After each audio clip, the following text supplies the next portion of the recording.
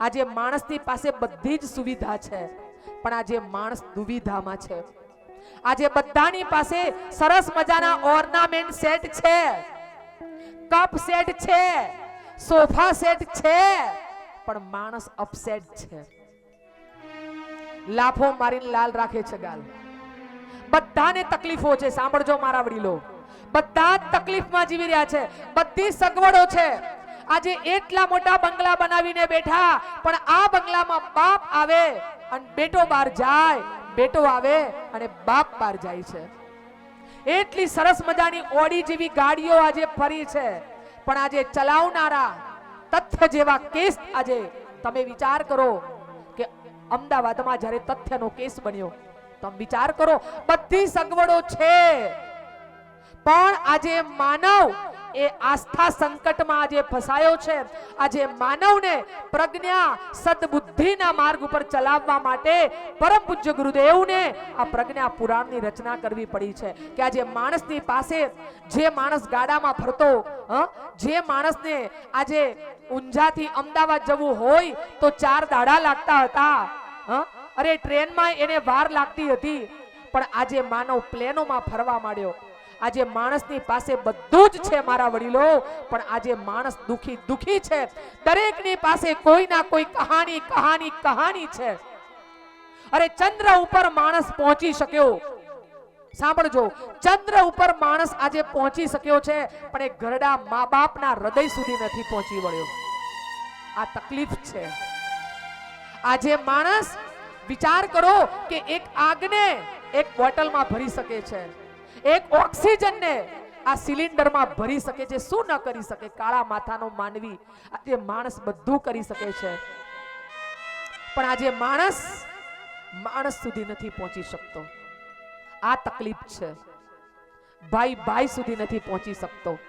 અને એટલા માટે મારા વડીલો પરમ પૂજ્ય ગુરુદેવ કહેતા હતા કે બેટા, તમે તમારા નજરિયાથી જુઓ, બીજાની નજરથી શું કામ જુઓ છો?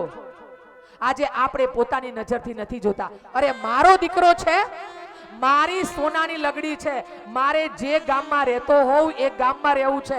કન્યા સમય આવે ને આવશે, દરેક આ પરિસ્થિતિ ઉપર આવશો. બાકી તમે કેટલા દીકરાઓને કેનેડા મોકલશો? કદાચ ગામડા ખાલી કરી અને તમે શહેરમાં આવી શક્યા છો. હવે શહેરમાંથી દીકરાઓને ક્યાં મોકલશો? પણ એક સંગઠન કરો કે દીકરા દીકરીઓને ભારત દેશમાં ને સાંભળી લો મારા વડીલો, આ એ જ ભારત દેશ છે. આ જેટલા પ્લેનો ગયા છે, સમય વધારે નહીં લાગે, એ પાછું ઇન્ડિયા આવ્યા વગર છૂટકો નથી. ભારત દેશ, બસ થોડી કમીઓ તો બધામાં હોય, પણ એ ભારત દેશ એ જ આપણો હિન્દુસ્તાન. સારે જહાં સે અચ્છા હિન્દુસ્તાન હમારા. આપણને આપણા દેશ પ્રત્યે ગૌરવ હોવું જોઈએ મારા વડીલો. એટલે ગુરુદેવ કહેતા કે બેટા, તમારી નજરથી જુઓ. એક કાકા હતા, એમને વેક્સિન લીધી, વેક્સિન લઈ અને ઘેર આવ્યા. જ્યાં ઘેર આવ્યા, ઘરમાં કાકી હતા, એટલે આમ હાથ કરવા માંડ્યા. કાકી કે શું થયું? તમે તો વેક્સિન લઈને આવ્યા, આ દેખાતું કેમ બંધ થઈ ગયું? કે છે કે સાંભળ, હું રિક્ષામાં તો આવ્યો, પણ મને આ ઘરના ગેટ આવતા આવતા મને ઝાંખું દેખાય છે, મને તુંએ ઝાંખી દેખાય છે. કાકીએ તો સીધો લગાવ્યો ફોન હોસ્પિટલમાં. ડોક્ટરે ફોન ઉપાડ્યો. ડોક્ટર કે કોણ? કે મારા ઘેરથી કાકા હમણાં વેક્સિન લઈ ગયા. આ તમે એવી તો કેવી વેક્સિન આપી? આ તે મારા કાકાને હું એ નથી દેખાતી, હું એ ઝાંખી દેખાઉં છું. એટલે ડોક્ટરે કીધું કે કાકી ચિંતા ન કરો, કાકાને લઈને રિક્ષામાં પાછા આવો, કઈ ફોલ્ટ હોય તો ચેક કરી લઈએ. કાકાને લઈને કાકી હોસ્પિટલમાં આવ્યા. ડોક્ટરે નર્સને બોલાવે, જેને વેક્સિન આપી હતી એને. નર્સને ભેગી કરી, કાકાને ભેગા કર્યા.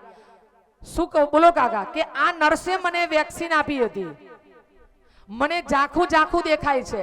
પેલી નર્સ બોલી કે ડોક્ટર સાહેબ, આમને ઇન્જેક્શન આપ્યા પછી મને ઝાંખું દેખાય છે. એટલે ડોક્ટર કે બેને ઝાંખું દેખાય? કે હા. એટલે કાકાએ ધ્યાનથી જોયું. ઓ નર્સ બેન, ચશ્મા કાઢો, ચશ્મા. તમે મારા ચશ્મા પહેર્યા, ચશ્મા બદલાઈ ગયા. નર્સના ચશ્મા કાકાએ પહેર્યા અને કાકાના ચશ્મા નર્સે પહેર્યા. શું દેખાય? મુझे ધુંધલા ધુંધલા ક્યું દિખાઈ દેતા હૈ? બસ તમને મને ધુંધલું ધુંધલું એટલા માટે દેખાય છે મારા વડીલો, આપણે આપણી નજરથી જોતા નથી. આજે આપણે બીજાની નજરથી જોઈએ છીએ. એટલે ગુરુદેવ કહે છે કે બેટા, પ્રજ્ઞા પુરાણ મારે એટલા માટે લખવું પડ્યું કે માનવને સન્માર્ગ પર ચલાવવા માટે. બસ એટલા માટે પ્રજ્ઞા પુરાણ પરમ પૂજ્ય ગુરુદેવે લખ્યું. હવે તમને મનમાં પ્રશ્ન થાય કે આ પ્રજ્ઞા પુરાણમાં કોણ રામ આવશે, રાવણ આવશે, કોણ આવશે? કોઈ નહીં આવે. અહીંયા હું અને તમે, બીજું કોઈ પાત્ર નથી. આર્ટ ઓફ લિવિંગ, જીવન જીવવાની કળા, એટલે મારા વડીલો પ્રજ્ઞા પુરાણ છે. માફ કરજો, આજથી શરૂ કરી અને ચોથા દિવસ સુધી બેઠેલી કોઈ પણ વ્યક્તિ એવી એક બાકી નહીં હોય. મારાથી કહું છું તમને, પહેલા નિયમ હંમેશા વક્તાને લાગુ પડે, પછી શ્રોતાને લાગુ પડે. એક પણ વ્યક્તિ એવી નહીં હોય કે જેને કરંટ નહીં આવે. કરંટ એટલે વાક્ય લાગુ નહીં પડે, તરત તમારા મનમાં શેરડો પડી જશે, એ હે આ તો મને લાગુ પડ્યું છે. કારણ કે ગુરુદેવે લખી છે જ એ પ્રકારેની પ્રજ્ઞા પુરાણની કથા માનવના જીવનને બદલવા માટે. આ કથા સાંભળ્યા પછી તમારે તમારો ધર્મ નથી બદલવાનો, તમારે તમારો સંપ્રદાય નથી બદલવાનો, તમારે તમારો નોકરી કે ધંધો નથી બદલવાનો, તમારે માત્ર નજર બદલવાની છે. આ કથા સાંભળ્યા પછી ટેબલ ઉપરથી પૈસા લેજો, ટેબલ નીચેથી પૈસા ન લેતા. કારણ કે પગારના પૈસા કરતા આજે 2 નંબરનો પૈસો હોય ને એ વધારે ગળ્યો લાગે. પણ આ કથા સાંભળ્યા પછી મારા વડીલો, સદાચારી બનવાનું છે, બ્રહ્મચારી નથી બનવાનું. બ્રહ્મચારી બનીશું તો સૃષ્ટિ અટકી જશે, પણ સદાચારી બનવા માટે ગુરુદેવે પ્રજ્ઞા પુરાણની કથા લખી છે મારા વડીલો.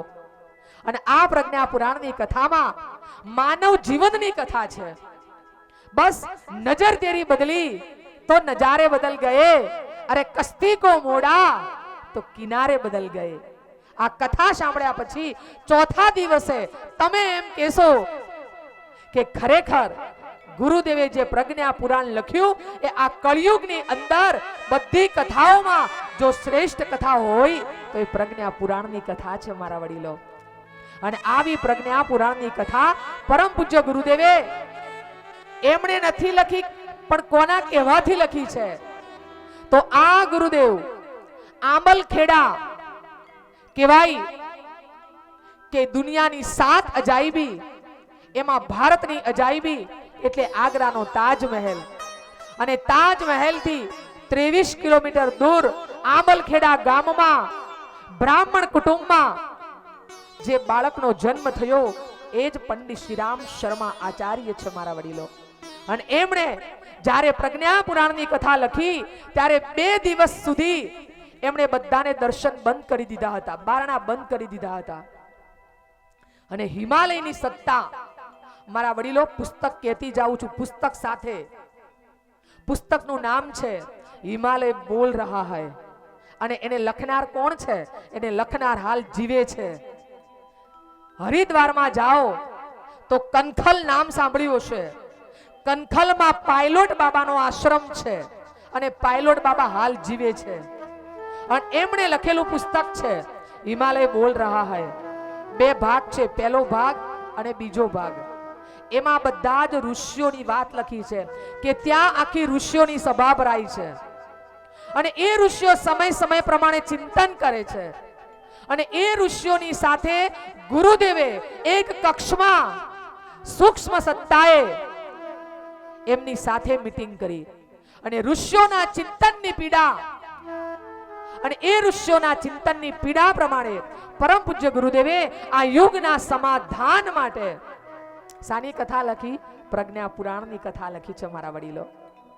અને એ પ્રજ્ઞા પુરાણની કથા આપ બધા શ્રવણ કરવા જઈ રહ્યા છો.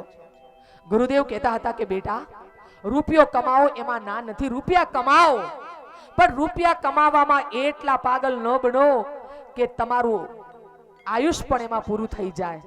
હ? એક સરસ મજાના શેઠ સાંભળી લો, અને આ શેઠ એને 4 દીકરા, ચારે 4 દીકરા એટલું કમાયા કે રૂપિયાની છોડો ઉડી ગઈ.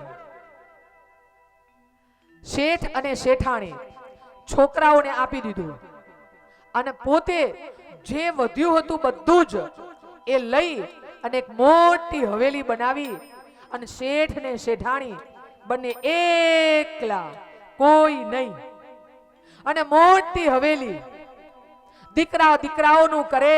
શેઠની પાસે સંપત્તિ કેટલી? તો શેઠની પાસે સંપત્તિ 3 ઓરડા ભરીને, કેટલી?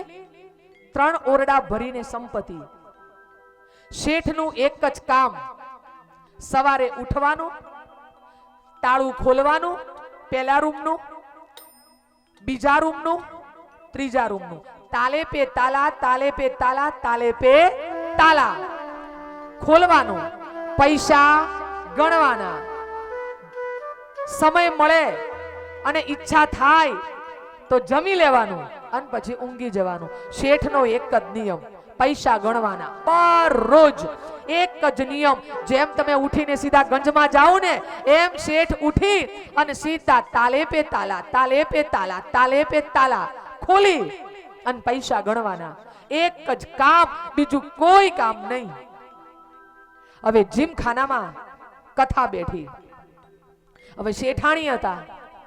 હવે શેઠાણીને કથામાં આવવું, અને હવે કથામાં આવવું, શેઠાણી ધર્મની પાકી હતી. એને એમ કે શેઠને કદી જમાડ્યા વગર હું કદી જમતી નથી. હવે આજે મારા શેઠને એને બૂમ મારી.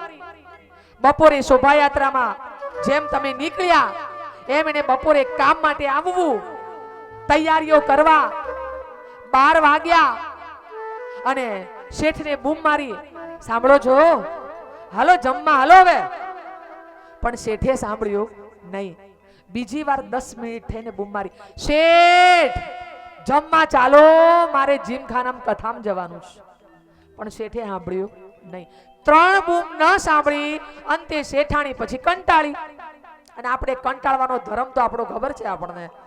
કંટાળી વાડકામાં લીધા દાળ ભાત, શેઠ જોડે ગઈ અને શેઠને હોઠ ઉપર ભોગ ધરાયો.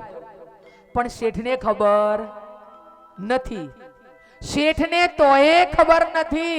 શેઠાણી રસોડામાં આવ્યા, સરસ મજાનું જમી અને જીમખાનાની કથામાં તૈયારીઓ માટે આવી પહોંચ્યા. હવે શેઠ પૈસા ગણ્યા, એમનો મૂડ થાય ને તારે જમવા ઉભા થતા, અને હવે મૂડ જાગ્યો જમવાનો અને ઉભા થયા. શેઠાણી તો નીકળી ગયેલા. વોશ બેસિંગ આગળ હાથ ધોયા અને દર્પણ ઉપર નજર ગઈ. તો દર્પણ ઉપર નજર ગઈ તો હોઠ ઉપર એક દાળ અને 2 ભાતના દાણા વળગેલા.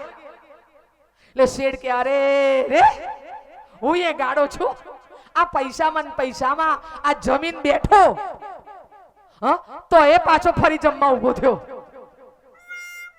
આ ઉપરથી સમજી લેજો કે માણસ પૈસા કમાવવામાં જમવાનું એ ભૂલી જાય. એટલે ગુરુદેવ કહે છે કે બેટા પૈસા કમાજો. પૈસા કમાવાની ના નથી, પણ પૈસામાં એવા ન ડૂબી જાઓ કે તમારી તંદુરસ્તી ઉપર પણ અસર પહોંચે. ખ્યાલ આવ્યો મારા વડીલો? એટલે ગુરુદેવ કહે છે કે આવા ભોગ વિલાસમાં ન ડૂબો, એટલા માટે મારે પ્રજ્ઞા પુરાણની કથા લખવી પડી છે. તો છે કથા પાવનકારી, શુભકારી. અરે પ્રજ્ઞા પુરાણની જય બોલો એવા પરમ પૂજ્ય ગુરુદેવને પ્રજ્ઞા પુરાણની કથા લખવી પડી છે.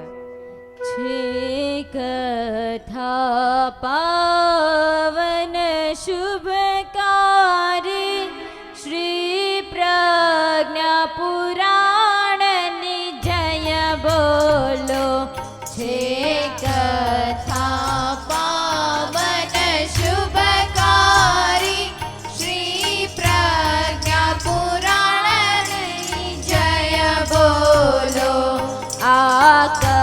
કથા સાંભળો સંસારી શ્રી પ્રજ્ઞા પુરાણની જય બોલો. આ કથા સાંભળો સંસારી શ્રી પ્રજ્ઞા પુરાણની જય બોલો. કથા સંભળાવે છે વિષ્ણુજી,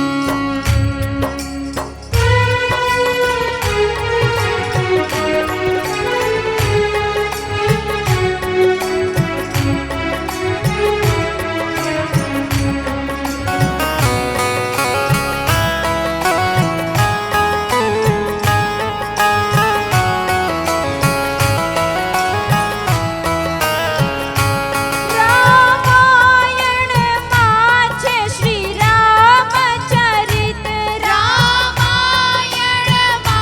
છે શ્રી રામચરિત મહાભારતમાં શ્રી કૃષ્ણ ચરિત મહાભારતમાં શ્રી કૃષ્ણ ચરિત કલિયુગનું ચરિત્ર છે પ્રજ્ઞા પુરાણ શ્રી પ્રજ્ઞા પુરાણની જય બોલો કલયુગનું ચરિત છે પ્રજ્ઞા પુરાણ શ્રી પ્રજ્ઞા પુરાણની જય બોલો જે આ કથા પાવન શુભકારી શ્રી પ્રજ્ઞા પુરાણની જય બોલો છે કથા પાવન શુભકારી શ્રી પ્રજ્ઞા પુરાણની જય બોલો શ્રી પ્રજ્ઞા પુરાણની જય બોલો શ્રી પ્રજ્ઞા પુરાણની જય બોલો શ્રી પ્રજ્ઞા પુરાણની જય બોલો. એટલે યુગ ઋષિ કહે છે કે આ સંસારમાં જો કોઈ કથા હોય તો એ પ્રજ્ઞા પુરાણની કથા છે. મારા વડીલો પરમ પૂજ્ય ગુરુદેવ કે જેમણે આ કથા રચી, કહેવાય છે કે ગુરુ વગર જ્ઞાન નથી. જીવનમાં કોઈના કોઈ ગુરુ હોવા જોઈએ. ગુરુ ન હોય તો લોકો શું કહેતા કે ભાઈ આ કેવો છે? નુગરો છે. અને નુગરાના ઘરનું પાણી પીવાય નહીં. બોલો, ગુરુ કર્યા છે ને? નારદજી બ્રહ્માજીના ત્યાં ગયા. નારદજી ઊભા થયા ને એટલે નારદજીએ જેવા ઊભા થઈને આમ બારણું પકડ્યું ને ત્યાં બ્રહ્માજી આમ સીટ લૂછે છે, સાફ કરી. અને નારદજીનું પાછળ જોવું એટલે નારદજીથી રહેવાયું નહીં કે બ્રહ્માજી તમે એવા તો કેવા કે હું આવ્યો, હું બેઠો અને તમે મારી જગ્યા સાફ કરી દીધી. આપણને ન થાય કે ક્યાંક બેઠા હોઈએ અને કોક પછી આપણા બેઠા પછી લૂછે તો આપણને મનમાં એમ થાય લ્યો અમે બેઠા ને મારી સીટ લૂછી કાઢી, કેમ અમે કઈ ગંદા છો? એટલે નારદજી કહે છે બ્રહ્માજી બોલો બોલો, મનમાં કઈ વેમ ન રાખો, કેવું એ કહી દો ને મોઢે. મારા ઊભા થયા પછી તમે સીટ કેમ લૂછી નાખી? કે નારદજી સાચું કહો, ખોટું ન લગાડતા. કે બોલો ને કે તમારો ગુરુ નથી ને એટલે કે નુગરો બેઠો હોય ને એની સીટ ઉપર બેહાઈ ને. અને નારદજી થયું કે હે યુ કે હા કે તમે ગુરુ કરો. તો નારદજી કીધું આ સંસારમાં ગુરુની મહત્તા શું છે? કે છે કે સંસારમાં મહત્તા એ છે કે સરસ મજાની નદી હોય અને એ નદીને પાર કરવી હોય નાવડીથી હલેસા મારીને તો ને 1 કલાક લાગે. પણ જો સ્ટીમર હોય તો 15 મિનિટમાં પહોંચી જવાય ને કિનારા ઉપર. બસ ગુરુનું કામ આ છે. નારદજી, સંસારમાં જે માનવ આવ્યો છે ને એ માનવને એકવાર મુક્ત થવાનું ને થવાનું જ છે. અને મારા વડીલો, તમે ને મેં આ જે શરીર ધારણ કર્યું છે ને એ તો આ શરીરનું ઘર કયું છે? એ તમારી સોસાયટી છે. પણ તમારા આત્માનું ઘર કયું છે એ તો હું તમને ચોથા દિવસે કહીશ. આ તો તમે ને હું સાંજે પહોંચવાના રાત્રે 11 વાગે, એ આપણા શરીરનું ઘર છે. પણ આત્માનું ઘર એ તો કંઈક બીજું જ છે. એટલે નારદજી, એ આત્માના ઘર સુધી પહોંચવું હોય તો ગુરુ કર્યા વગર છૂટકો નથી. અને મારા વડીલો, ગુરુ દ્રષ્ટિ બદલે છે. તો એટલા માટે પરમ પૂજ્ય ગુરુદેવે, ખ્યાલ આવ્યો ને મારા વડીલો, માનવના જીવનને બદલવા માટે પરમ પૂજ્ય ગુરુદેવે આ સંસારનું જે સમાધાન કરવા માટે ગુરુદેવને પ્રજ્ઞા પુરાણ લખવી પડી છે. જેવો જેવો યુગ, આ વડીલોને પૂછો, આજે 80 વર્ષના જે દાદાઓ છે, તમને ખબર હતી કે કોરોના શું કહેવાય? કોરોનાની કોઈ દવા હતી ખરા? ના. પણ કોરોનાની દવા શોધવી પડી ને. કેમ? કોરોના આવ્યો, ડોક્ટરો સાયન્ટિસ્ટો મથી પડ્યા અને કોરોનાની વેક્સિન શોધી કાઢી, કોરોનાની દવા શોધી કાઢી. બોલો, તમને ચિકનગુનિયાની કઈ ખબર હતી ખરા? પણ ચિકનગુનિયાની દવા શોધાઈ ગઈ ને. જેવા યુગ પ્રમાણે જેવો રોગ આવે એ પ્રમાણે દવા થાય. એટલે અમુક વસ્તુ નવી આવે, અમુક વસ્તુ લુપ્ત પણ થાય. દાખલા તરીકે તમને મારે દ્રષ્ટાંત આપવું પડે કે લુપ્ત શું થયું? માકડની જાત ઓછી થઈ ગઈ, નથી લાગતી? પહેલાના જમાનામાં ખાટલા માકડ મારી મારીને થાક્યા. હને માકડો નીકળતા, માથામાં જુઓ કાઢી કાઢી ફોલા મારી મારીને થાક્યા. લુપ્ત થયું ને. જૂનું ભૂસાતું જાય અને નવું આવે, અને નવું આવે એટલે નવાની નવી દવા શોધવી પડે. રામને ઉતરવું પડ્યું. કેમ ઉતરવું પડ્યું? તો રાવણનો ત્રાસ હતો અને રાવણને મારવા માટે રામને અવતરવું પડ્યું. ભગવાન કૃષ્ણને કેમ અવતરવું પડ્યું? તો જ્યારે કૌરવો અને કંસનો ત્રાસ વધી ગયો ત્યારે ભગવાન કૃષ્ણને આવવું પડ્યું છે. તો મારા વડીલો, 9 અવતાર થયા છે. 10મો અવતાર કોણ છે બોલો? આજે એક કથામાં જાણવાનું છે કે 10મો અવતાર કોણ છે અને કેવી રીતે આવી રહ્યો છે. અને આવી રહ્યો છે જ્યારે આ સૃષ્ટિ ઉપર જળચર પ્રાણીઓ વધી ગયા ત્યારે મત્સ્ય અવતાર આવ્યો. ખબર છે ને? અણુમાંથી વિભુ ક્યાં સુધી પહોંચી શકાય. એ પછી કચ્છપ અવતાર આવ્યો. ભગવાનને કાચબાનો અવતાર લેવો પડ્યો. સમુદ્ર મંથન થયું અને એમાં ભગવાન કચ્છપ બન્યા છે. ભગવાનને હિરણ્યાક્ષને મારવો હતો, કારણ કે પૃથ્વી ચોરીને સમુદ્રની અંદર પૃથ્વી લઈને સંતાઈ ગયો અને ચારે બાજુ મળ મૂકી દીધો. મળ. ત્યારે ભગવાનને નક્કી કર્યું કે મારે હવે ભૂંડ બન્યા વગર છૂટકો નથી. અને ભગવાને વરાહ અવતાર લીધો. અને આપ જાણો છો કે વરાહ શું ખાય? વિષ્ઠા ખાય. યુગ યુગની માંગ પ્રમાણે ભગવાનને અવતરવું પડ્યું છે. જ્યારે હિરણ્યકશિપુને મારવો હતો અને ભક્ત પ્રહલાદની રક્ષા કરવા માટે ભગવાનને નૃસિંહ અવતાર લેવો પડ્યો છે. 5મો, ભગવાનને બલિ રાજા સંપત્તિ છે તો સંપત્તિનો સદુપયોગ થવો જોઈએ અને એના માટે ભગવાનને ત્યાં બલિ રાજાના ત્યાં વામન બનીને આવવું પડ્યું. નીચો માણસ છે ને બહુ હોશિયાર હોય, ધ્યાન રાખવું. જેટલા નીચા હોય ને એટલા અંદર બીજા હોય અને એની બુદ્ધિ તીવ્ર હોય. એટલે કહીએ ને કે આ તો ઠીકણો માણસ છે, શું કરવાનો? આ ઠીકણો છે ને, આજે બટુક હોય ને, બટુક એ જ વામન માંથી વિરાટ બની જાય. એટલે બહુ નીચા હોય તો ચિંતા નહીં કરવાની. જે નીચા હોય ને એ જ વિરાટ હોય. વામન હોય ને એ જ વિરાટ બનીને પોતાનું સ્વરૂપ બતાવતા હોય.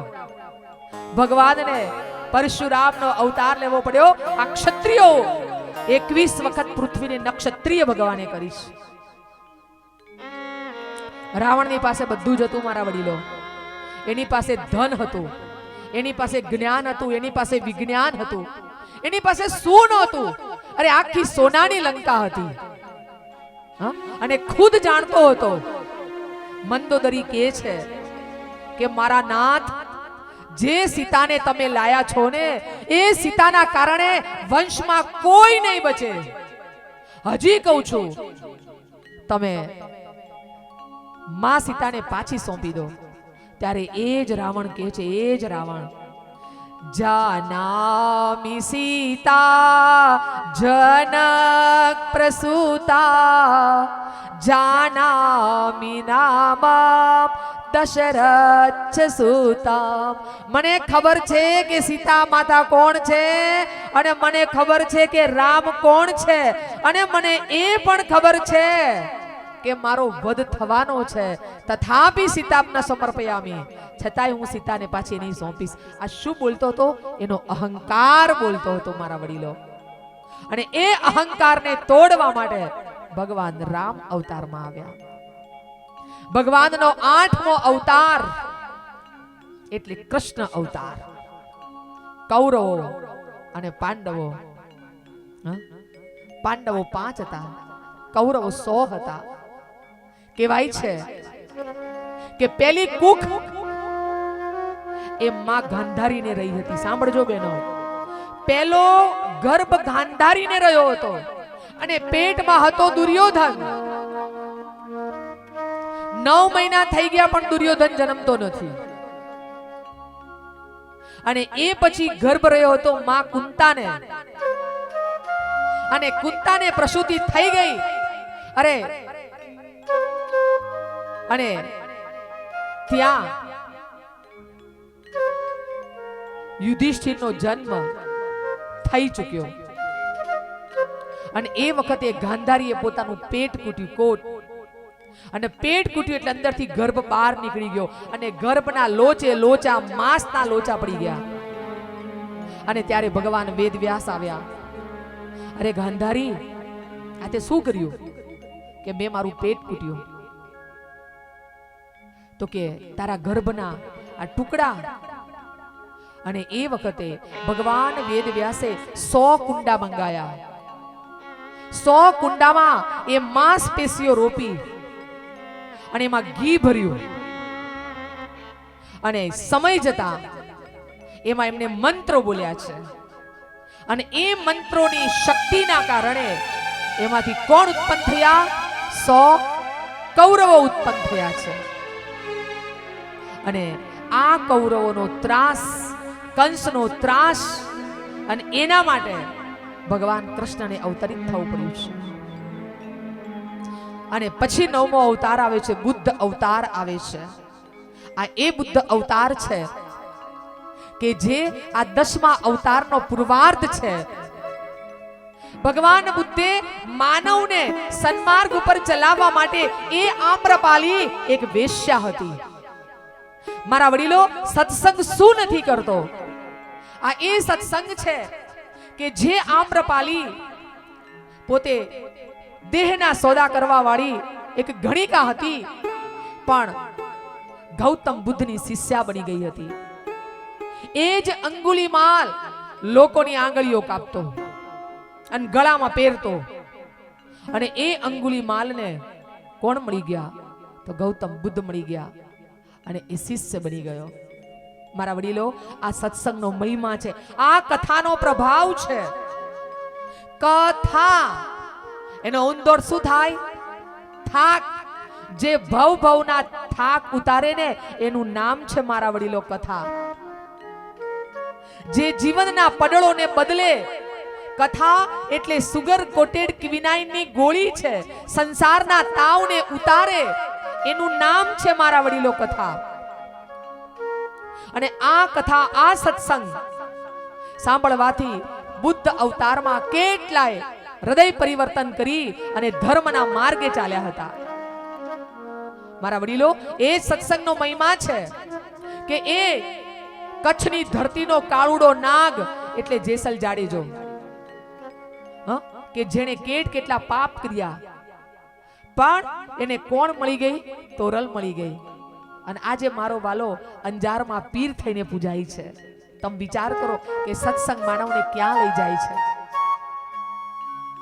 અને એટલા માટે આજની કથા હવે આપ સમજી ગયા કે પ્રજ્ઞા પુરાણ ગુરુદેવને આ યુગના સમાધાન માટે લખવી પડી કે જો માનવની અંદર સદવિચાર આવશે, માનવની અંદર સદાચાર આવશે તો ઓટોમેટિક એની દુર્બુદ્ધિ દૂર થશે. એક એઠવાડ ભરેલી ડોલ એની અંદર ફૂલ નળથી પાણી અંદર પાડો તો એ ફોર્સના પાણીથી ગંદુ પાણી બહાર નીકળી અને સ્વચ્છ પાણી તમને ડોલમાં મળશે મારા વડીલો. એટલા જ માટે ગુરુદેવ કહેતા હતા કે બેટા, જીવનની અંદર સત્સંગના માધ્યમથી, આ કથાના માધ્યમથી માનવના હૃદયનું પરિવર્તન કરી અને માનવ જે દુવિધામાં પડ્યો છે એને દુવિધામાંથી બહાર કાઢી અને માનવને આજે મારે સન્માર્ગ ઉપર વાળવું છે. અને આવો ત્યારે આજની કથાના વક્તા કોણ છે અને આજની કથાના શ્રોતા કોણ છે? 4 દિવસ આ કથાના વક્તા બદલાશે. આ કથા મારા વડીલો 4 દિવસની નથી. આ કથા આમ તો ગુરુદેવે આખું સંસ્કૃતમાં લખેલું પ્રજ્ઞો ઉપનિષદ છે અને આ પ્રજ્ઞો ઉપનિષદમાં 3000 ઉપર શ્લોકો આપેલા છે અને એમાં ગુરુદેવે 6 પ્રકરણ પાડ્યા. એમાં 7 છે અંદરના પ્રકરણો. એટલે આ તો 1 મહિનો કથા ચાલે એવી છે. પણ આપણે 4 દિવસમાં કથાનો સાર સાંભળવાનો છે અને આ કથામાં દ્રષ્ટાંતો દ્વારા સિદ્ધાંતને સમજવાની વાત છે. તો આવો ત્યારે આજની કથાના વક્તા કોણ અને આજની કથાના શ્રોતા કોણ? તો આજની કથાના વક્તા છે ભગવાન વિષ્ણુ અને શ્રોતા છે નારદજી. તો આવો ત્યારે નારદ ના વત્તા રદ, જેની વાતને કોઈ રદ ન કરી શકે ને એનું નામ છે નારદ. જેના મુખમાં 24 કલાક શું હતું? નારાયણ નારાયણ. અને પહેલું જ પુસ્તક ખોલશો અને પહેલો જ શ્લોક હશે, લોક કલ્યાણ કૃત ધર્મ ધારણા સંપ્રસારક વ્રતી યાયાવરો માન્યો દેવર્ષિ ઋષિ સત્તમ. પહેલો શ્લોક છે. નારદજીને શું કીધા છે? નારદજીને યાયાવર કીધા છે. યાયાવર. નારદજી બધે ફરી શકે છે. યાયાવર કોને કહેવાય? જે એક જગ્યાએ સ્થિર ન રહે, જેને આભ એની ચાદર હોય અને પથારી જેની ધરતી હોય અને જે એક જગ્યાએ સ્થિર થઈને ન રહે એવા સંત દેવર્ષિ એટલે નારદજી છે. નારદજી કંસનાય હોય અને નારદજી કૃષ્ણનાય હતા. કોઈ રાગ દ્વેષ જેને નહોતો, જેને કૃષ્ણ પણ બોલાવે અને જેને કંસ પણ બોલાવે એવા નારદજી છે. યાયાવર છે. એક જગ્યાએ સ્થિર નથી રહેતા, ચારે બાજુ પરિભ્રમણ કરે છે, લોકોને ભક્તિના માર્ગે વાળે છે. અને એવા નારદજી એક દિવસે સૃષ્ટિ ઉપર આકાશ માર્ગે જ્યારે વિચરણ કરી રહ્યા છે ત્યારે એમણે પૃથ્વી ઉપર નજર કરી કે ઓહો હો હો, પૃથ્વી ઉપર તો ઓહો, માનવ તો આમ પ્લેનમાં ઉડી રહ્યો છે. માનવ તો સ્વિચ પાડે છે અને પાણી આવે છે, સ્વિચ પાડે છે અને આખી દુનિયાને જોવે છે. તો દુનિયાનો માણસ તો સુખી સુખી છે. લાવ ત્યારે હું આ પૃથ્વી લોક ઉપર આંટો તો મારું. 3 લોકમાં લાયસન્સ હતું. પાતાળ લોકમાં જઈ શકતા હતા, પૃથ્વી લોક ઉપર આવી શકતા હતા, સ્વર્ગ લોકમાં જઈ શકતા હતા. નારાયણ નારાયણ. અને એવા નારદજીએ આ પૃથ્વીને, તમે પ્લેનમાં તો બેઠા હશો, બોમ્બે સિટી આવે કેવી સરસ લાગે, અમદાવાદ સિટી આવે કેવી સરસ લાગે. અને એ સિટીઓ જ્યારે આવતી હોય ને ત્યારે આમ ખુશ ખુશ થઈ જાય માનવ. એમ અહીંયા નારદજી ખુશ ખુશ થઈ ગયા અને નારદજીને થયું કે મારે પૃથ્વી લોક ઉપર જવું છે. અને જેવા પૃથ્વી લોક ઉપર આવ્યા અને એમણે જાપાન પસંદ નહીં કર્યું, અમેરિકા પસંદ નહીં કર્યું, કેનેડા પસંદ નહીં કર્યું. શું પસંદ કર્યું? બોલો, ભારત કર્યું. અને ભારતમાં શ્રેષ્ઠમાં શ્રેષ્ઠ બેનો કયું રાજ્ય ખબર છે? ગુજરાત. ગુજરાત જેવું બીજું કોઈ રાજ્ય નથી. અને આ ગુજરાતમાં આવ્યા પછી નારદજીએ વિચાર કર્યો કે હવે મારે કયું સિટી પસંદ કરવું, શહેર. તો નારદજી આવ્યા ઊંઝામાં. અને નારદજીને થયું કે હવે ઊંઝામાં આવ્યો છું તો ઊંઝામાં પરિભ્રમણ કરી લઉં, ઊંઝામાં જોવું, મંદિરો જોવું અને જોવું કે આ દુનિયાનો માનવ કેટલો સુખી સુખી છે, આનંદ આનંદ છે. અને નારદજી આપણા ઊંઝાના રામજી મંદિરમાં આવ્યા. જેવી એન્ટ્રી રામજી મંદિરમાં થઈ, વેશ પલટો કરીને આયા છે, બ્રાહ્મણના વેશમાં આવ્યા છે, કોઈ ઓળખી ન શકે. અને જ્યાં નારદજી આવ્યા અને એક ભાઈ રામ ચાલીસા બોલતો હતો, રામ ચાલીસાના પાઠ. નારદજી તો ખુશ થઈ ગયા કે ઓહો, તાર ભગવાન તમે પૃથ્વી બનાવી પણ માનવ તો ભક્તિ વાળો મૂક્યો. હો ભાઈ, આટલો માનવ રામના પાઠ કરે તો આ પૃથ્વી લોક પાસ થઈ ગયો ગણાય. પણ જેવી રામ ચાલીસાના પાઠ પૂરા થયા અને પેલો ભાઈ આમ વળ્યો અને નારદજીને ભીડકાઈ ગયો. નારદજી કે ભાઈ તમે તો બહુ ભક્તિ વાળા. અરે ભૂદેવ આગા ખસો, આગા ખસો. કેમ, શું થયું? અરે મારે મારા ભાઈની જોડે 5 ફૂટ જગ્યાનો કેસ ચાલે છે અને હું આ રામજી મંદિરમાં બાધા રાખવા આવ્યો હતો કે રામચંદ્ર ભગવાન જો મને મારી ભાઈની 5 ફૂટ જમીન હું જીતી જઉં તો હું તમને 5 કિલો પેડા ચડાવીશ. મહાદેવજી તમે ભૂદેવ આગારો, તમે ઉભા રહેજો અહીંયા આગળ, હું તમને પેડાનો પ્રસાદ આલીશ. નારદજી કે ભાઈ ઉભો રહે, તું જેના મંદિરમાં આવ્યો છે એ તો જો કે તું કોના મંદિરમાં આવ્યો છે. તને બીજું કોઈ મંદિર ના મળ્યું અને તને રામજી મંદિર મળ્યું અને એ સગા ભાઈનો તે કોર્ટમાં કેસ મૂક્યો અને આ કેસની સુનાવણી માટે તું રામચંદ્ર ભગવાનની બાધા રાખ. નારદજીને બહુ દુઃખ થયું. અરે તું જોતો ખરા તું કોના મંદિરમાં છે. મારા વડીલો, આ એ રામ ને ભરત છે, હા, કે જેને વનવાસ મળ્યો છે 14 વર્ષનો, એ તો વનવાસ મળ્યો છે રામને. પણ જ્યારે ભરત પાછો આવે કઈ દેશમાંથી અને કઈ દેશમાંથી આવેલો ભરત, અને જ્યારે એને ખબર પડી કે મારા રામને તો 14 વર્ષનો વનવાસ મળ્યો છે અને એ ભરતે દોટ મૂકી છે વશિષ્ઠ ઋષિ પાસે. અને વશિષ્ઠ ઋષિના ખોળામાં માથું મૂકીને ભરત કાંઈ રડ્યા છે. ગુરુદેવ, મારા રામ વગર મને અયોધ્યા સુની લાગે. હું શું કરું? મારો આમાં કોઈ દોષ નથી. હું માં કૌશલ્યા પાસે જઈને આવ્યો કે માં કૌશલ્યા, આ ષડયંત્રમાં મારો કોઈ હાથ નથી. માં, હું નિર્દોષ છું, મારે રાજગાદી ન જોઈએ માં. ત્યારે વશિષ્ઠ ગુરુ માથા ઉપર હાથ મૂકે છે. સુનહુ ભરત ભાવી પ્રબલ, બિલત કહે મુનિનાથ. શું કે છે મુનિનાથ? હાનિ લાભ જીવન મરણ જશ અપજશ વિધિ હાથ. ભરત, તું રડીશ નહીં. આ સંસારમાં હાનિ થવાની હોય કે લાભ થવાનો હોય, જન્મ હોય કે મરણ હોય, જશ મળે કે અપજશ મળે એ વિધિને હાથ છે. મોટી જેઠાણી થાકી જાય, આખી જિંદગી 10 વર્ષ બા કામ કર્યું, પણ આ તમને કાલ અતારની આવેલી દેરાણી ગમી, મારા માથે તો કોઈ જશ જ નથી. આમાંથી કેટલી માતાઓ હશે બેન આટલું કરીએ તોય બોલે મારા સાસુ મારા પર જશ જ નહીં. પણ બેનો, આ વશિષ્ઠ મુનિના શબ્દો સાંભળીને ચાલજો.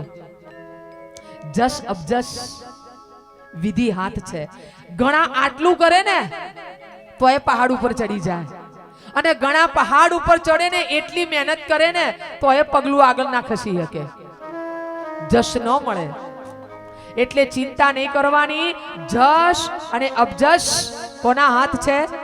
વિધિના હાથ છે. જન્મ અને મરણ.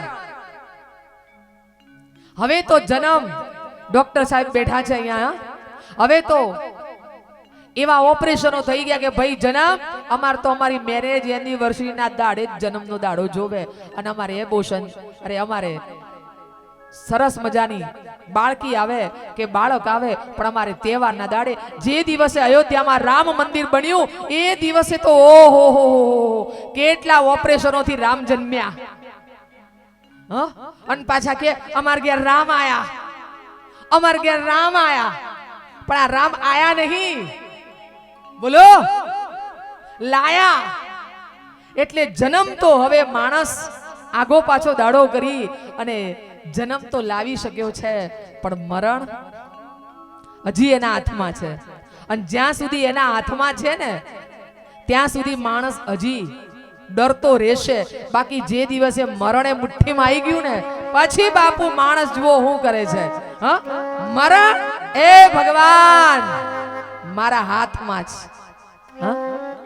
પણ હજી મરણ નથી હાથમાં, મરણ ઉપર વાળાના ત્યાં છે. જીતની ચાબી ભરી રામને, અરે ઉતલા ચલે ખિલોના. ભગવાને તમને ને મને હજી સુધી ચાવી ભરીને મોકલ્યા છે. કોઈને 80 વર્ષની, કોઈને 70 વર્ષની, કોઈને 50 વર્ષની, કોઈને 1 વર્ષની. જીતની ચાબી ભરી રામને, અરે ઉતના ચલે ખિલોના. જ્યાં સુધી ભગવાને તમને ને મને ચાવી ભરીને મોકલ્યા છે, અને તમે ને હું ઈશ્વરનું એવું રમકડું છીએ કે એને જ્યાં સુધી ચાવી ભરી છે ત્યાં સુધી તમે ઊંઝામાં ગોળ ગોળ ગોળ ગોળ ગોળ ગોળ ગોળ ફરશો, પણ જેવી એની ચાવી પૂરી થઈ તમે પછી બાપુ ઊંઝામાં હોય કે અમેરિકામાં હો, રામ બોલો ભાઈ રામ. એને ચાવી ભરી છે અને જ્યાં સુધી એની ચાવી ભરેલી છે ત્યાં સુધી આરામથી બેઠા છીએ. પણ ચાવી પૂરી થશે ને પછી તો નાના હોઈએ કે મોટા હોઈએ ગમે તે હોય, પણ ચારે છેડે ચારે જણા ડોલી ડગમગ જાય રામ, હે રામ. ઊંચી મેડી તે મારા સંતની રે. પછી તમે કહેશો અમને તે તેડા સીધ મોકલ્યા, હા હા અમને તે તેડા સીધ મોકલ્યા, હે મારો પિંડ કાચો રામ. મોઘા મૂલોની મારી ચુંદડી મેં તો ઓઢી ન જાણી રામ.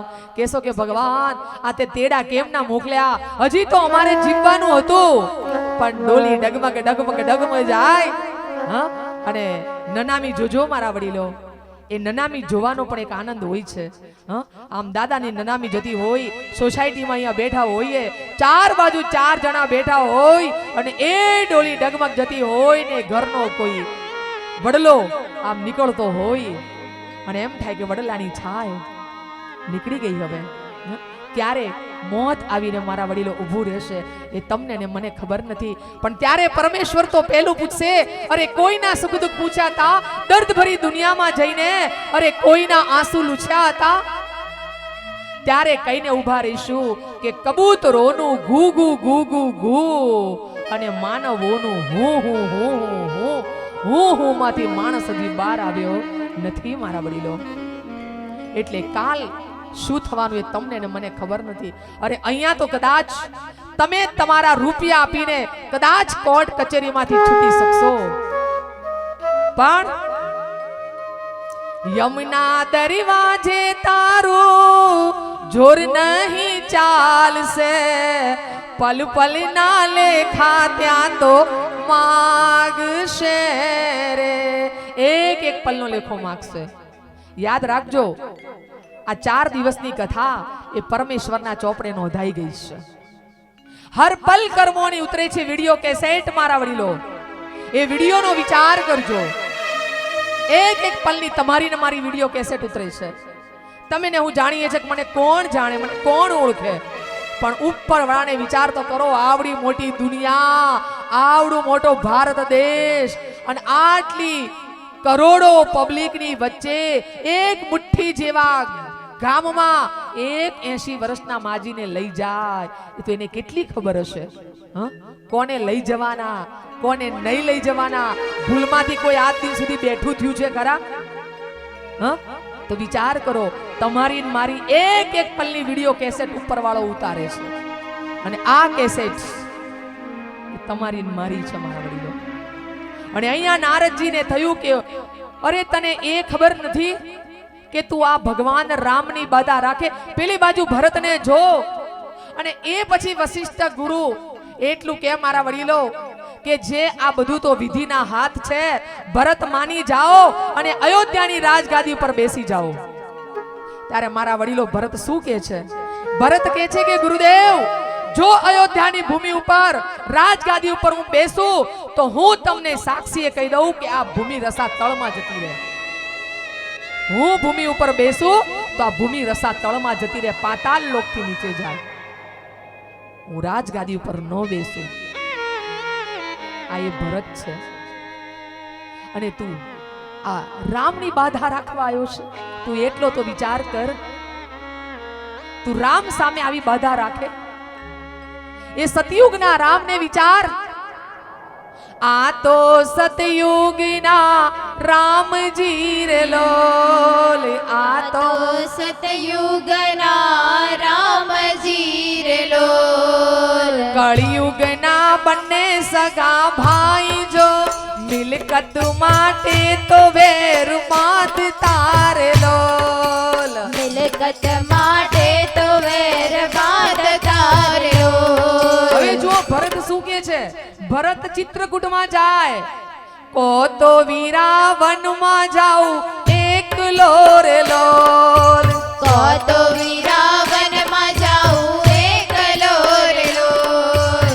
કો તો વીરા ભગવો પેરું ભેખજો, હિમાળે જઈને હાડ ગાળશું રે લોલ.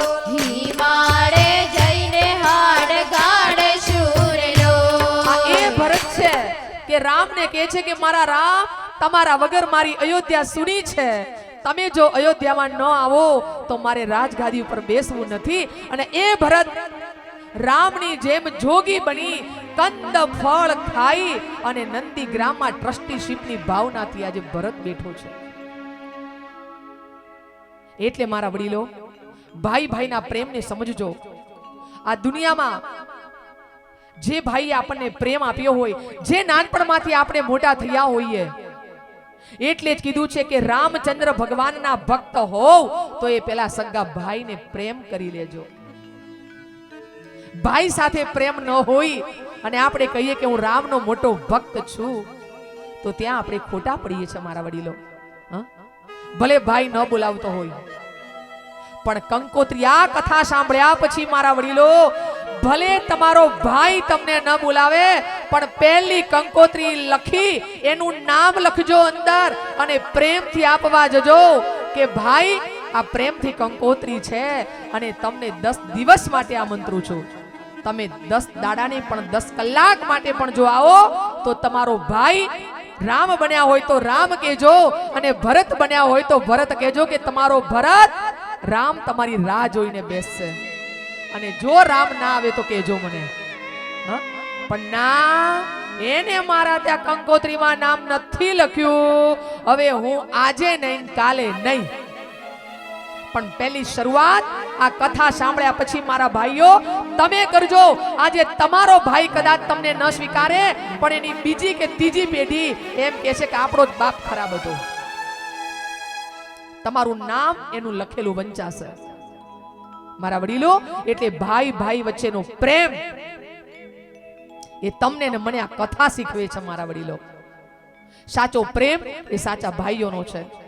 આ કુરુક્ષેત્રનું મેદાન, આખી ગીતા મોઢે કરવાની કોઈ જરૂર નથી મારા વડીલો. ગીતા ભગવાન કહે છે જીવનમાં ઉતારવાની જરૂર છે. અને હજી તમને કહું છું, આખી ગીતા જીવનમાં ઉતારવી એના કરતા ગીતાના 2 શબ્દો જો જીવનમાં ઉતરી જાય મારા વડીલો, તો ગીતા આત્મસાત થઈ જાય. ગીતાનો પહેલો જ શ્લોક ધૃતરાષ્ટ્ર બોલ્યા છે, ધર્મ ક્ષેત્રે કુરુક્ષેત્રે સમવેતા યુત્સવ મામકા પાંડવાશ્ચૈવ કિમ કુર્વર્ત સંજય. ધૃતરાષ્ટ્ર બોલ્યા પહેલો શબ્દ ધર્મ ક્ષેત્ર ધર્મ શબ્દ છે અને 700 શ્લોકો છે એનો છેલ્લો શ્લોક છે જે કોણ બોલે છે? જે સંજય બોલે છે. યત્ર યોગેશ્વર કૃષ્ણ યત્ર પાર્થ ધનુર્ધર. સંજય કે છે ધૃતરાષ્ટ્રને, ધૃતરાષ્ટ્ર જ્યાં યોગેશ્વર ભગવાન કૃષ્ણ હોય, જ્યાં ધનુર્ધારી અર્જુન હોય, તત્ર ત્યાં જ શ્રી છે, ત્યાં જ કીર્તિ, ત્યાં જ વિજય, ત્યાં જ નીતિ મતિર્મમ. એ મારો મત છે, મારો મત. સંજય કે છે છેલ્લો અક્ષર ગીતાનો મારા વડીલો સાંભળી લેજો, મમ છે અને પહેલો શબ્દ શું છે? ધર્મ છે. મમ ધર્મ, મારો ધર્મ શું? કાલ કહીશ મારો ધર્મ શું. એટલી ગીતાના 2 શબ્દો જો આપણા જીવનમાં ઉતરી જાય મારા વડીલો, તો આખી ગીતા આત્મસાત થઈ જાય. પાંડુરંગ દાદાએ ગીતાના વિચારો કેટલા મહાન આપીને બતાવ્યું કે ગીતા જીવનમાં ઉતારવાની છે. અને નારદજીને બહુ દુઃખ થયું. નારદજીને એમ થયું કે લાવ તારે ઊંઝા શહેરમાં તો ભરી લઉં, મંદિરમાં તો મને ખોટો અનુભવ થયો. જ્યાં નગરમાં નીકળ્યા ત્યાં કોકની નનામી જતી હતી, રામ બોલો ભાઈ રામ, રામ બોલો ભાઈ રામ. નારદજીએ જોયું તો કે ઓહો, નનામી તો મેં જોઈ, પબ્લિક પણ જોઈ, પણ આ નનામીમાં પોલીસ કેમ? પોલીસ એટલે નારદજીએ સાચવીને એક ભાઈને ખૂણામાં પૂછ્યું કે ભાઈ આ પોલીસ કેમ છે આમાં? ત્યારે પેલો ભાઈ કહે છે કે ભૂદેવ, આ ગામની વહુવારું મરી ગઈ છે અને એના પતિએ અને એના સાસુ એને બાળી મૂકી છે અને એટલા માટે એને પકડવા માટે પોલીસ આવી છે. ત્યારે નારદજીને અરેરાટીથી કે ઓહો, આ દશા પૃથ્વી લોકની. એમણે જોયું કે અહીંયા તો કૌભાંડનો કર ચાલ્યો છે. ચારે બાજુ જુઓ તો અત્યાચાર, પાપાચાર, ભ્રષ્ટાચાર. અરે સાસુ વહુના ઝઘડા, દિયર દેરાણીના ઝઘડા. અને નારદજીથી ન રહેવાયું. નારદજી તો દાણો દાબ્યો ને ખબર પડી કે હવે આગળ જવા જેવું નથી. અને નારદજીને અરેરાટી થઈ અને નારદજી આવ્યા ભગવાન વિષ્ણુ પાસે. ભગવાન વિષ્ણુ નારદજીને જોઈને કહે છે કે નારદજી આવો આવો. અરે શું કોઈ સ્વયંવરના સમાચાર લઈને આવ્યા છો? નારદજીનો ચહેરો પડી ગયો. નારદજી કહે છે કે પ્રભુ શું તમને મજાક સૂજે છે? અરે પ્રભુ દુઃખની વાત લઈને આવ્યો છું. દુઃખની વાત? કે સાનું દુઃખ? અરે પ્રભુ તમે આ દુનિયા બનાવી, આ દુનિયાના માનવને બનાવ્યો અને આ પૃથ્વી લોક ઉપર હું તો જોવા ગયો કે આ દુનિયાનો માનવ કેટલો સુખી સુખી છે. ફ્લેટ, ફિયાટ, ફોન, ફેન, ફર્નિચરમાં ફરતો માનવ આટલો બધો સુખી છે. પણ નારદજી હું ગયો ને મને ખબર પડી કે માનવ તો દુખી દુખી છે. ડુંગરા તો દૂરથી રણિયામણા છે. પ્રભુ આ તમારી બનાવેલી દુનિયા આજે અધપતનના માર્ગે જઈ રહી છે. હે ઈશ્વર, તમે બનાવી